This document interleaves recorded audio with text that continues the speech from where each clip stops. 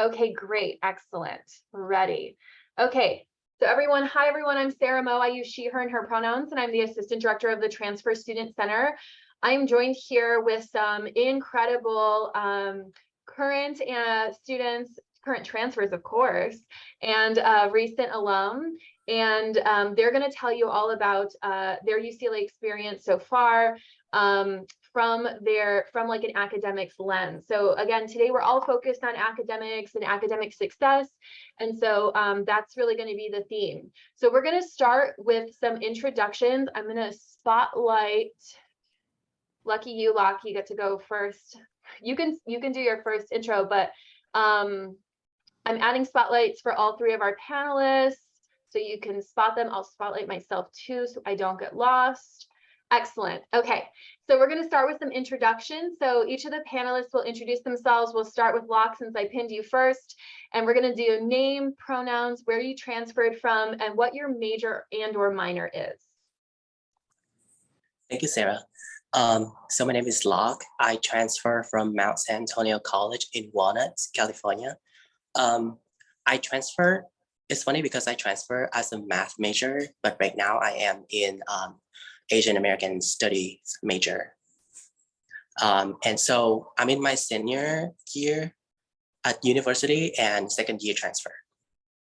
Thank you for having me. Thank you so much. We'll pass to Marilyn.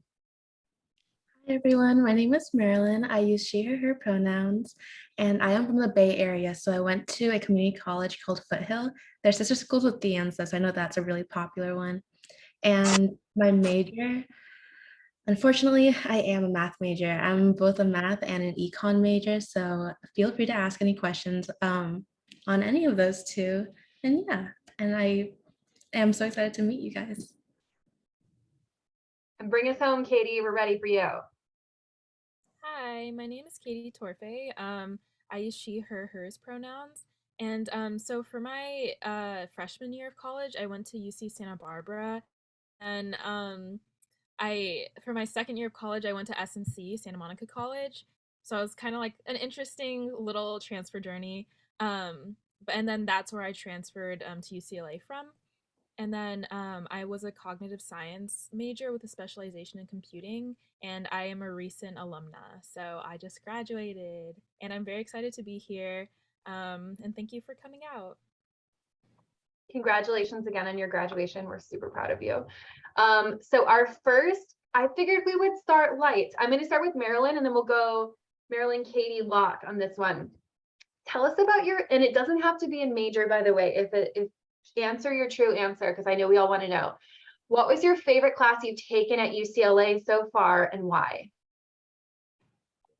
Oh my gosh, now that you said that, my favorite class actually was a math class called Math 115. It was a linear algebra class, and the professor was new and she was super sweet. It was like one of those classes where I was like, this is why I fell in love with math. Like the professors really made it for me in my community college, and then just like transitioning with my first quarter. So having her teach was like one of those things that kind of excited me to be a math major at UCLA. So honestly, love her, miss her. She's actually a professor now at Santa Clara University. So I hope to visit her one day. But yeah.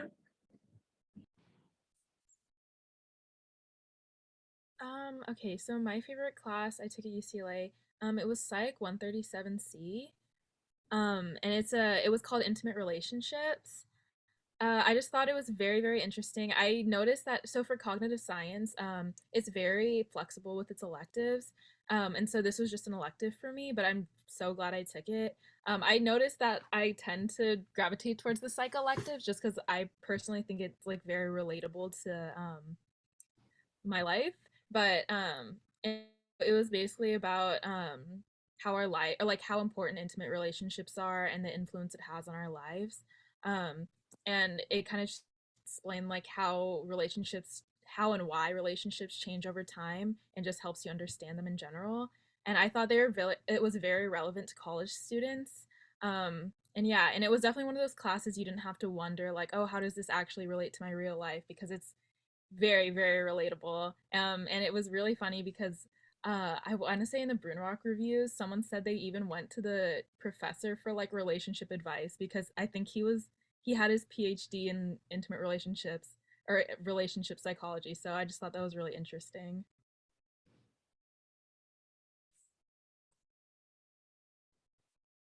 Okay. My favorite class at UCLA has been Asian American Studies 10 with Professor de Guzman. He's really supportive. I think that's why I like the class so much. And plus, like he's really knowledgeable about like this stuff, like Asian American history and everything. It helps me to like, reconnect with my identity and everything, like my heritage and everything as an Asian American. So I feel like that's like one of the reasons why because I talked to him like a lot and I felt like, we have like a lot of like special connection and everything. So that's one of the reasons why I decided to like switch my major and change my career goal and everything. Um, I mean, I don't change my major because of one professor, but like because of like other things as well. But for the purpose of this question, Asian American Studies 10 has been one of the most favorite classes that I've taken at UCLA. I love that. Those were all excellent recommendations and reasons. I remember Katie told me about this class. Katie was also on staff at Transfer Center, and I was like, I want to take that class. Can I crash your class? Will you tell me all about it? You kind of never know like what class is gonna like stick out like that. Sometimes it's in your major, like Maryland, and sometimes it's like an elective turned major, and sometimes it's just like and I think the faculty does make a big difference too. Like you can really tell when a professor like is really passionate about what they're teaching. So we all know that there are so many resources at UCLA. I think for new students, sometimes it can be really intimidating to figure out like where to start, which ones to look out for. Katie, we're going to start with you, and then we'll go Locke, then Marilyn. What resources on campus have been most helpful to your academic success? And I will add, like, think of it broadly. I'm going to use Biha spoke this morning, and like when we were getting ready for that one, she was like, honestly, being able to reserve a room in the library has been like key to me. So it doesn't have to be a formal office or anything like that. Whatever it is that you feel like is really what's made you feel like your best academic self. Totally open-ended. Yeah, I know this might be a general answer, but I honestly really office hours with professors helped a lot, and not only the professors but the TAs. I don't know why, but I just feel like the TAs, they just really feel like they're on your side. Like some TAs, like the good TAs. And like I feel like sometimes they'll give you little hints, you know what I mean? Like if you go before tests and stuff and like they see you're really trying, like they're gonna remember that. So like I definitely recommend, like even some coding classes I had, I would go to office hours and they would like straight help me with my homework. I'll be like, I do not know how to make this code work, like please help me. And they've been like, the TAs I've had are super nice. And so I'd say definitely don't be afraid, and like don't be intimidated to talk to professors. Like I know they're like these big names, like these big PhDs, academics, but like they're there to help you, especially if you can tell they really care. And I would say that that's definitely helped me a lot in terms of academic success. I think it's my turn. Okay. I just want to add to what Katie said, because Katie already mentioned like professors and TAs are really helpful in terms of like academic success and everything, like the content that they teach. So I just want to add that definitely if you feel stressed out like during the school year, because like first of all, like UCLA is hard, like it's really difficult compared to where I came from, like community college and everything. So it's really stressful, like the content and everything is like the material is like completely different, the curriculum and everything. So I was shocked, but definitely check out CAP, go to CAP Center. I forgot what CAP stands for, but I got you. It's okay. Counseling and Psychological Services. Okay, thank you, Sarah. But they are really helpful in terms of like mental health and everything. Like I felt, so last year I felt like so stressed out and burned out in the middle of the year, but like with the help of CAP, like I literally like that literally saved my life and everything. Like it's because like the advisor like kind of helped me. I mean, I should call them psychologists, I guess. They really helped me like how to like rethink or like think again what I thought was like right or like correct about my issues and everything. So so aside like besides studying for the materials for the classes, definitely check that out to help you, you know, succeed. Okay, so Yeah. I have a couple of resources, but one of them being the good clothes, good people, or is it good people, good clothes? Good clothes, good people. And it's like a part of your Bruin bill already. So it's like one of those resources where if you need any hygiene products, any or any school supplies, they will provide it. And it's already part of your Bruin bill, and it's already going to be charged to you. So it's like super helpful that you're actually using the stuff on campus. One of them also being the CPO closet. Whenever I got hungry, again, there's like snacks that you just go inside. My community college had like a pantry. So this is kind of like the same version, but at UCLA. And I think that kind of helped me get through the day. So I feel like those resources would really help you academically, because obviously you got to be putting yourself first before your academics. But and another resource more close to like academics would be research. So yeah, coming to UCLA, I knew it was a big research school, and all my roommates were non-transfer students. So they were like doing research or doing a lot of things. And I was like, oh my God, I need to do something. And don't make that a reason why you should do things. However, there's actually on your My UCLA page a research link where you can like look through lots of research positions, and I had received one because I was looking on that little link, that little page. So yeah, so those are my resources. So yeah. Those were all excellent recommendations, and all of your answers reminded me of, I'm sure folks are familiar with Maslow's hierarchy of needs. Especially people who have taken psych classes, you know, you have to have like those basic needs met, like food, shelter, you know, like making sure like your mental health and well-being is taken care of in order to really thrive in your classes. So I think that sometimes people go straight to like tutoring, writing center, or like test bank or things like that. But all of the things you referenced are excellent resources and really important for feeling and being able to perform your best in class, is to like do whatever it is, and it'll be different for every single person, that's going to make you feel your best in order for you to be able to show up in class. So speaking of classes and class planning, I still to this day, so this is, I've been at UCLA 7 years now, and I still get confused about all the different academic advising units. I think I have it down now. I'm crossing fingers and toes, but I wanted to ask you all, and we'll start with Locke and go to Marilyn, then Katie. And this is one that if you don't have anything to add, for sure, like definitely feel free to pass. But when did you seek academic advising, and who was your go-to advisor? Because to give one more step of context, at UCLA, you have your major advisor. You might even speak to the advisor if you have a double major in more than one major, or your major and minor department. You also have your general advising unit. And so just a quick overview is that everyone has a general advising unit. So most students at UCLA, and I'll name the exceptions in just a second, are part of what's called the College of Arts and Sciences, Arts and Letters. I don't really know the name of the college, but it's the College is what people call it. And it's honestly probably like 90% of UCLA students fall under the College.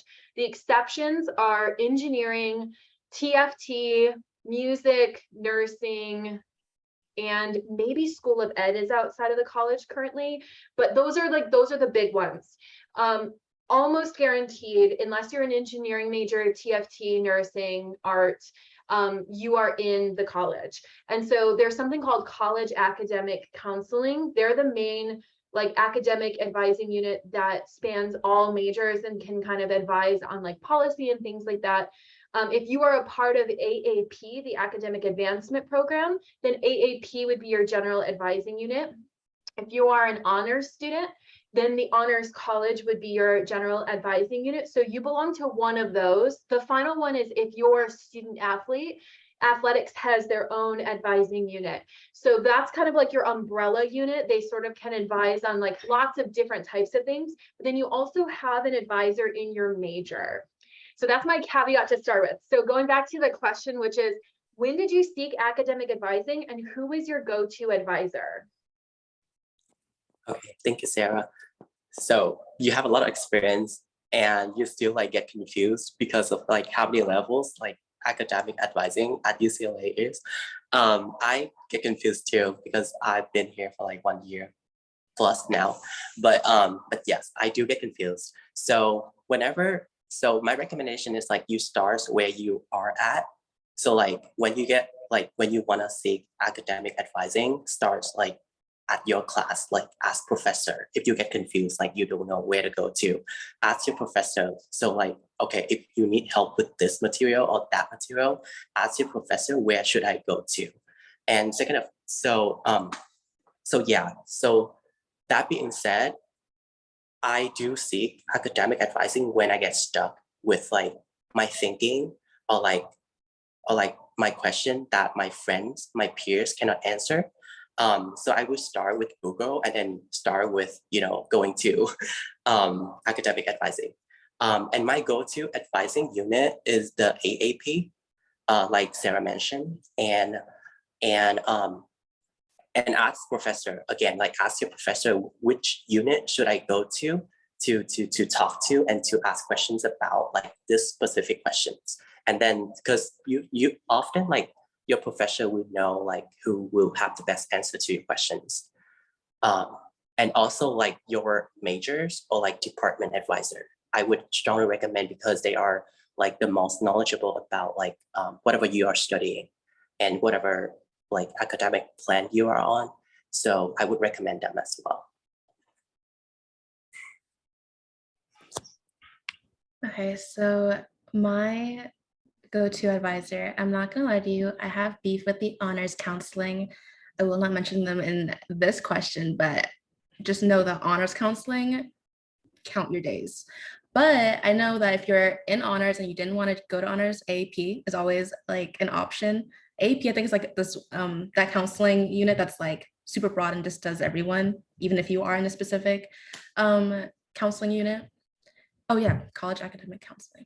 But what I went to for my first advisor thing, especially for my classes, was I had looked through degree works on my UCLA and then messaged my like a math advisor and loved math department is a little iffy, but honestly, the professor that helped me like screen share and everything loved, but I haven't actually went to like a super general like academic counseling yet. So I only went to my major one.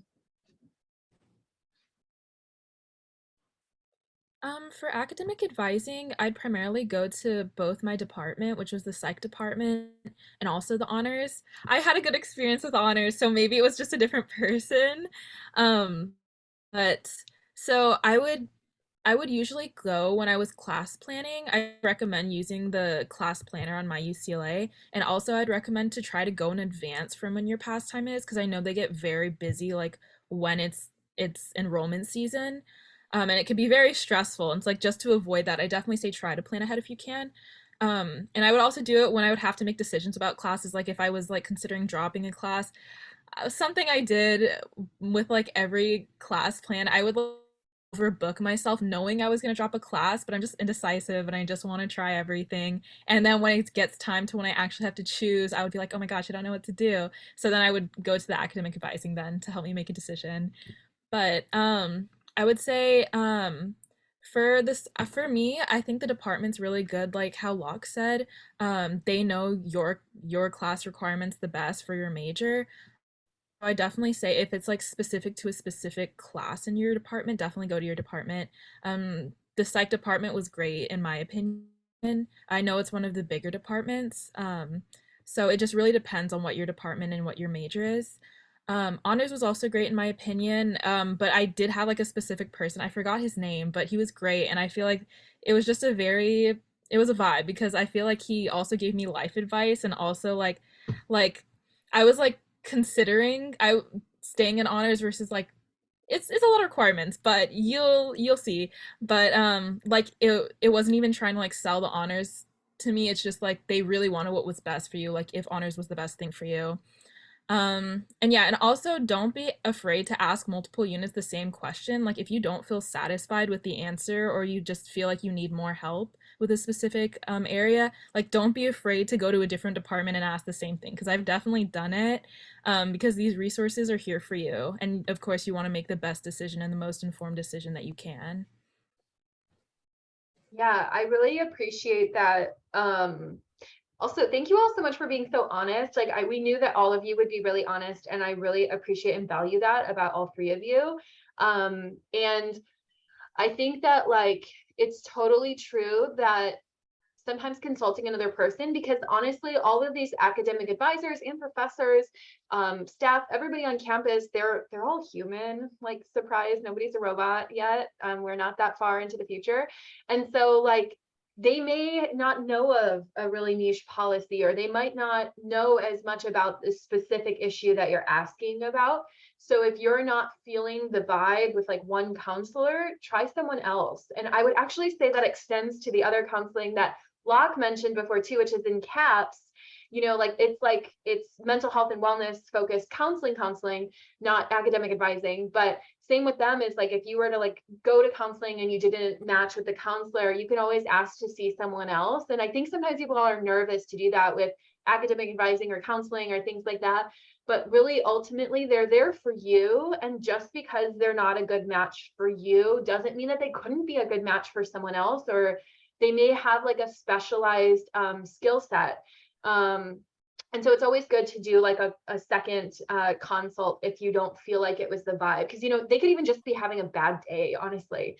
But also, like, I really appreciate, Marilyn, that you shared that like someone wasn't a vibe for you, but like you found another way to get the advice you needed. And I think that's really important, because I think sometimes, I know for myself, like sometimes I hit a wall and I'm like, oh, do I want to deal with this again? Do I want to try someone else? But I think that one of the perks of being at such a large school like UCLA, that you do have lots of options. So what I heard in all of yours is like, if one doesn't work, or even sometimes, even if one worked, like you can definitely go to another resource to help get advice. Okay, so I'm switching to our next question, which I'm very excited about. I think it's not so secretly. No, we've got 2 questions left. So I'm going to tease that to say that folks in the house, if you are coming up with questions as listening to these folks, I'm sure you can tell they have a lot of great knowledge to share. Feel free to drop them in the chat, and we will answer as many as we're able to. So we have 2 questions left, and the next one is, and we'll start with Marilyn, is what is something that you wish you knew coming into your first fall quarter at UCLA that you know now that you kind of wish you could go back in time and tell your first fall quarter as a transfer at UCLA self? Okay, I have 3 things. One of them being that I know transferring and this whole idea of imposter syndrome is a real thing, and I was affected by it literally fall, winter, spring. It was so bad. And I guess it also didn't help that all of my roommates were like talking about things I just did not know about. And I was like, I felt like I was kind of behind on a lot of the things that a lot of first year UCLA students would know by now. So I think be nice to yourself, or I'm not saying I think to be nice to yourself, be nice to yourself. Because for me personally, I think I was super harsh thinking that I had to be, I had to speed run everything and, you know, put a lot of pressure on myself within the year to try to find things like internships, research, everything, and just to do well in all my classes and to be a part of so much. So it's like, take a deep breath and then honestly prioritize the stuff that you actually would enjoy doing at UCLA instead of trying to like scramble to be a part of everything. Oh my gosh, now that I said 3 things, I'm about to just stop at 1. Oh wait, yeah, come back to me after my question. But the other thing being financial aid. If you guys do have financial aid questions, I can answer because I do work there. However, I had a really hard time with the Bruin bill and understanding financial aid. And I think that's a huge thing that a lot of students are struggling with when they first come to UCLA. So please have questions or anything like that. So yeah, those are my two things. And I will end it off at that.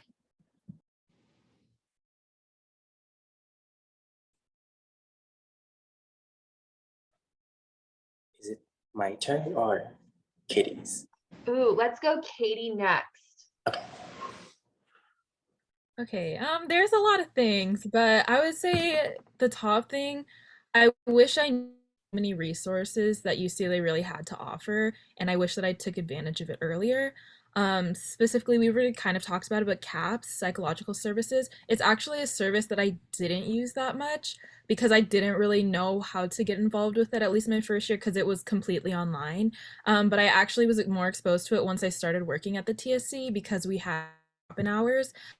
So glad because I'm pretty we're gonna have it next year, so definitely come into the TSC if you don't need like regular counseling. If you do need that, then definitely contact CAPS. But if not, you can come to the TSC and have drop-in hours. I think they're there like two. I think wait, is it every day a week? I don't know. I forgot which days, but we'll know once the school year starts. But definitely go in and you can drop in for like 30 minutes. And it's just really helpful to just to talk to somebody. Um, Scholarships, something I wish I took more advantage of. They have also very interesting like acupuncture, like you're paying for that UC ship, like get whatever you can, you know what I mean? Another thing, I wish I got involved in research earlier.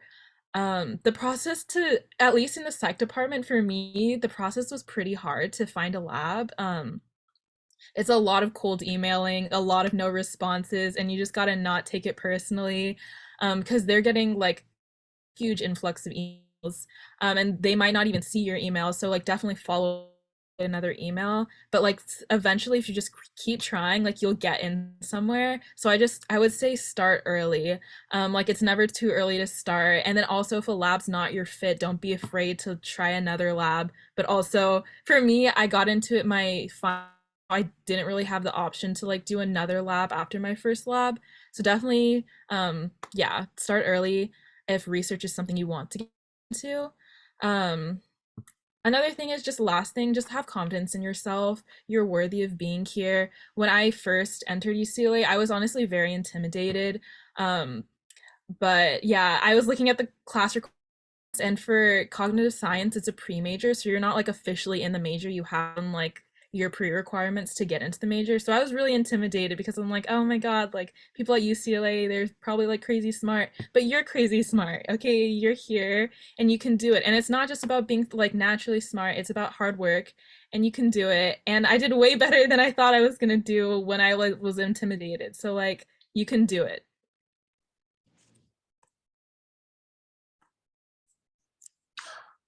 Okay. Um, the top thing that I wish I knew about going to UCLA was that I wish I knew how different it was between like the quarter system and the semester system, and how like different the culture at UCLA is compared to my previous school. So I mean, a lot of people talk about it, but like I never like actually experienced the different culture at UCLA. And once I got to like taste it, I was like, oh, I was in shock and everything. Um, so so during my first quarter, there was like a period of time when I was like, so there was like a period of time during my first quarter at UCLA when I got my exam back and I was like below average. And I was in shock because I used to be like a very good student at community college and everything. I was like so confident that, oh, I would be a good student too. Like here, why not? But I try like a lot. But the thing that I would say is that like be open to like change in terms of like your studying style and everything. Just, try to like adjust because now you're at a different school, especially at like, #1 public university in the US and everything. So like the culture is completely different, and just be, preserve what you already knew, but like be open to like, new things as well, because because it's really important that you know, try to adjust as quickly as possible, because the quarter system is like moving like really fast and everything. Like by the end of the second week, you know, the first midterm is coming, and like surprisingly, like even though I knew that it's coming, but like I'm not quite prepared for everything. So yeah, that's my recommendation. Thank you so much. Marilyn, did your third thing come back to you? Don't worry, if not. I just wanted to check. You're good, you're good, you're good. It's so true, the quarter system is very fast. I think I'm like the one person that like likes the quarter system a lot, just because I'm an extremely curious person. And for me, I liked that I got to take more classes over the course of the year than to be like locked into like one class for like 15 weeks. So I like love the quarter system. So I feel like, but everything people say about it, it's very fast paced. And I think that the biggest challenge, we talked about it this morning, is like sort of like increasing your organizational skill level in order to like, you know, be as prepared as possible. Okay, this last question, I think actually is my favorite question. And it's an echo from this morning, because when we were planning this entire week of transfer transitions, we were talking about our favorite TikToks and things that we like online. And we started having this long talk about what's in my bag videos. So we want to know from you, and I think this is my time to start with Katie. We want to know what's in your bag. What do you bring to campus with you to make sure that you feel like prepared for any given day? You can say anything you want, but what's in your bag? Tell us. You can say one thing, you can say more than one. We're ready. Okay, let me think. I'm like looking at my actual bag. Let's see. Okay. Okay, I'm just literally gonna tell you what's in my bag. So I always bring my laptop, of course. Chapstick, you've probably seen me put it on like 10 times during like this presentation. A water bottle, stay hydrated. Snacks like granola bars. Granola bars are really go and you don't have time before class to eat breakfast or something like that. Dress in layers too, or bring a jacket, like a thin jacket, because some of these classes be freezing even if it's hot outside, like the TSC. If you come in the TSC, it's freezing in there. Pencil case, I still use pen and paper. I like to print out my slides. I know I need to get an iPad. Chargers, and then if I can, some caffeine, some coffee. Love, love. I'm also a pen and paper person. I totally feel you. Don't feel bad. Locke, what's in your bag? What's your essentials? Okay, so my essentials, definitely a bottle of water, my hydro flask. I loved it. Yeah, a book in case, you know, you want to read. Mask, COVID-19, so definitely mask. And chargers, because you don't know when your phone dies. And what else? Let me see. Let me actually check my bag. Oh, your brewing card. Especially if you live on the hill, you definitely have your brewing card like all the time, because you lose it, you're gonna pay $25. I think $35 for a new card. And I did it once, so don't lose your brewing card. What else? I think that's it. Oh, you know, secretly, but now everyone knows, my wet wipe, because you don't know, like when things happen, you know, I always bring like wet wipes and everything. I love the preparation. Thank you so much. Okay, so I have a few things. I have like, just in case anything happens, I have like an emergency bag. Yeah. Tide sticks are also in here actually. So I have like this cute little Sailor Moon bag, put everything in here, just any like essentials, any emergencies, things like that. So yeah, wipes, floss, anything. I have a cute little uh like mini utensil kit. And I do that because I am an off-campus student. So I would be cooking and then I'll forget to bring a utensil. And I'm like, oh my God, this sucks. And then I realize, no, it doesn't suck, because I actually have some in my backpack. And not that it's too difficult to find one on campus. I feel like if you're an on-campus If you're on campus housing, it might be easier, but I just don't know where I would run if I needed a utensil. So utensils.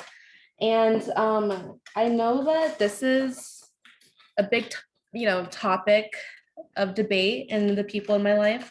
However, you will recognize me on campus because I do have my keychain, and my keychain has everything. And I say this because it does. I have AirPods, wallet, hand sanitizer, my Bruin card, which I will not show you because identity theft, my bus card, coin pouch, reusable straw, and a flashlight. And it's getting kind of heavy, so I will put it down.